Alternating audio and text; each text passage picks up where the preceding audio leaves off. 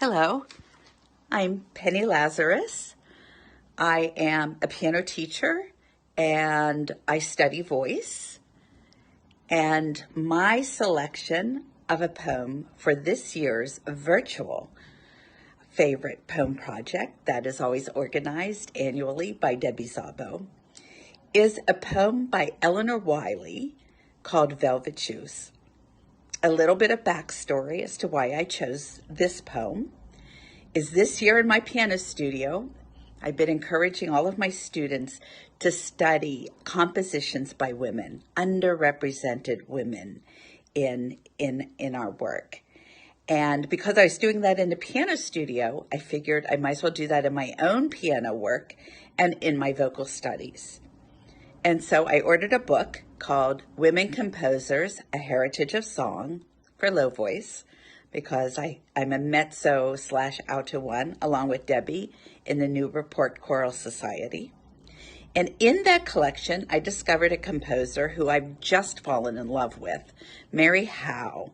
Mary Howe lived from 1882 to 1964, and her work should be well known today. When she was composing in the middle of the 20th century, her work was very well known. She was very good friends with Amy Beach, who made a successful career as a woman in music composition. And the two of them set up the Society of Women Composers, a first for the United States. So it was through this poem that I discovered Eleanor Wiley's work. Eleanor Wiley was a suffragette.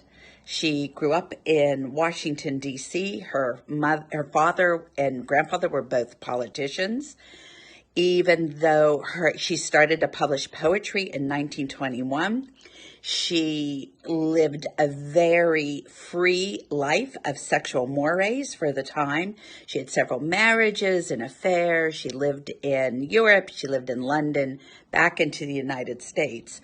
Her first published set of poetry, from which Velvet Shoes comes from, was called Nets to Catch the Wind, published in 1921. And Velvet Shoes, the poem set by Mary Howe, what became a favorite from the entire collection, and perhaps one of her now most remembered pieces. So I'm going to read Velvet Shoes, but then I'm going to comment a little bit about how this piece has been picked up by several composers for voice.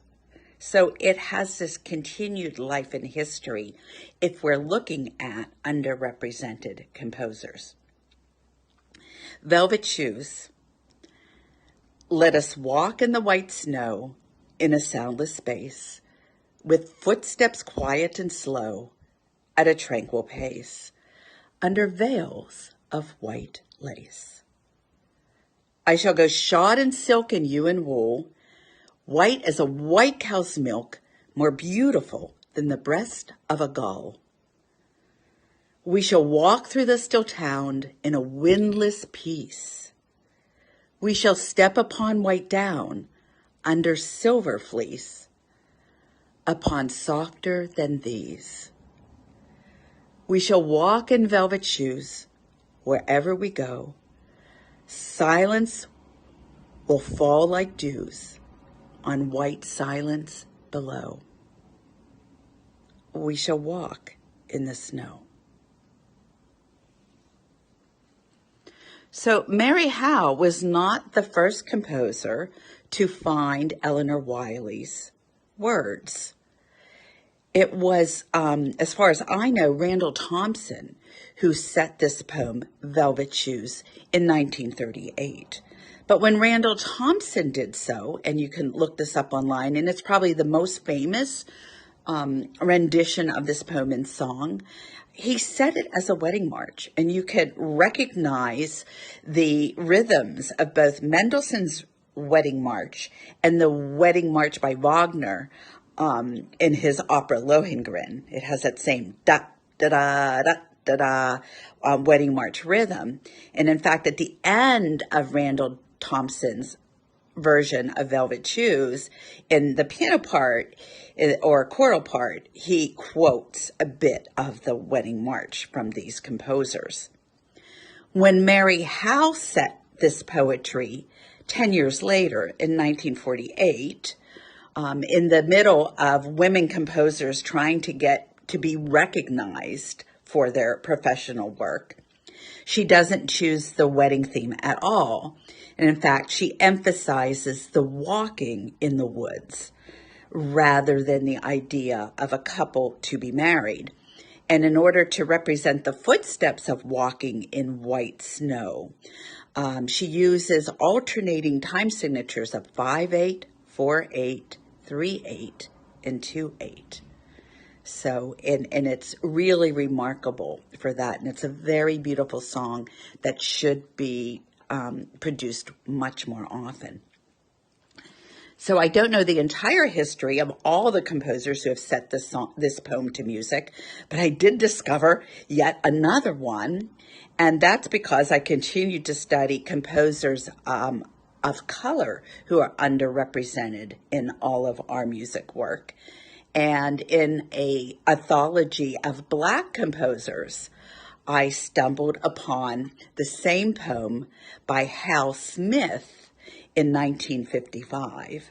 He said it as part of a work that kind of represents the four seasons called Valley Wind. And this, of course, represents winter. He sets the piece the most delicately of all three composers. And the first performers of his Velvet Shoes were women of color. And it's remarkable to think about the color of one's skin against the white snow and the breast of a gull and a white cow's milk and the white lace and the white silence that is throughout the poem. So thank you very much for listening, and I hope everybody will want to explore a little bit more of poet Eleanor Wiley and the settings of her poem by Randall Thompson, Mary Howe, and Hal Smith. Thank you.